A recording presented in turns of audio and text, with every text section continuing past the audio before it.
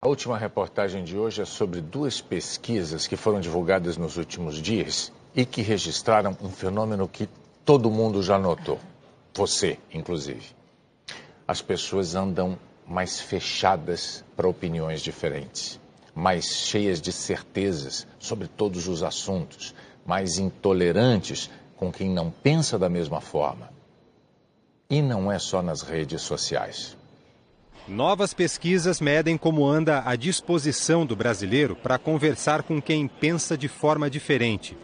Uma delas foi feita em 27 países. Os pesquisadores quiseram saber se vale a pena conversar com quem tem visões políticas diferentes. 32% dos brasileiros que participaram acham que não vale a pena. Só na Índia e na África do Sul, as pessoas estão ainda mais fechadas do que os brasileiros.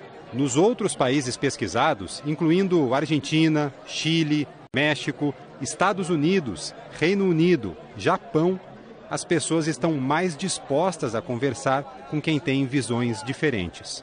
Nas redes sociais existe até um remédio pronto para quem não quer saber de diálogo: bloquear a outra pessoa. Quando os pesquisadores perguntaram se as redes sociais estão tornando os debates sobre temas sociais mais divisivos do que eram antes, 54% dos brasileiros disseram que sim. Nesse ponto, o Brasil ficou na média dos outros países. Dora Tognoli, psicanalista e mestre em psicologia social, acha que a sociedade está passando por um período de narcisismo. No narcisismo, o outro não existe. Ele só existe enquanto ele gravita ao meu redor e ele me agrada, ele me dá satisfação. Eu posso ver no outro um inimigo na medida que ele não me atende, como se fosse uma criança. Quando esse sujeito diferente ganha o status de inimigo, você entra numa guerra particular, né? Onde você quer destruir o outro não te interessa mais, ele precisa ser destruído porque ele está tirando o teu sossego. Mas mesmo com essa falta de clima, muitos brasileiros buscam conversar com quem tem opiniões contrárias. Têm paciência para isso, acreditam na força do diálogo. Se existem dois lados, essas pessoas transitam entre eles. É o que mostra uma outra pesquisa, feita apenas no Brasil. Ela tratou do diálogo sobre machismo e feminismo entre pessoas com opiniões diferentes. Partiu dessa questão para classificar o comportamento dos brasileiros. 15% foram classificados como construtores de pontes.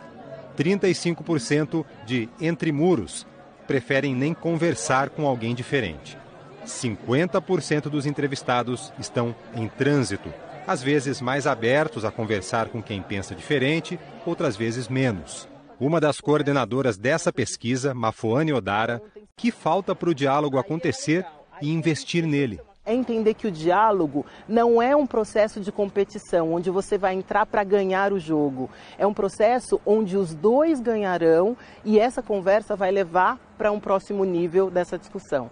Fernando Schiller, doutor em filosofia e cientista político, afirma que quem se fecha ao diálogo vai virando especialista nas suas próprias opiniões e perde o senso crítico sobre aquilo em que acredita.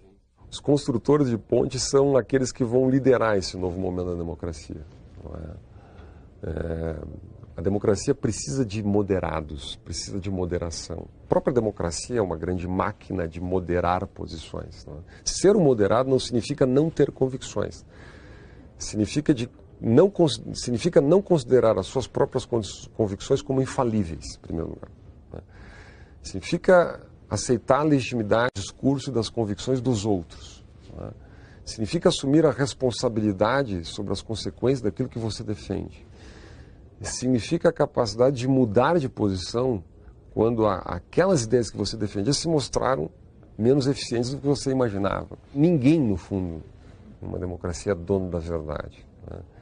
Que as instituições preservam a possibilidade de que todos, de alguma maneira, cooperem para um benefício recíproco, para que todos ganhem no longo prazo.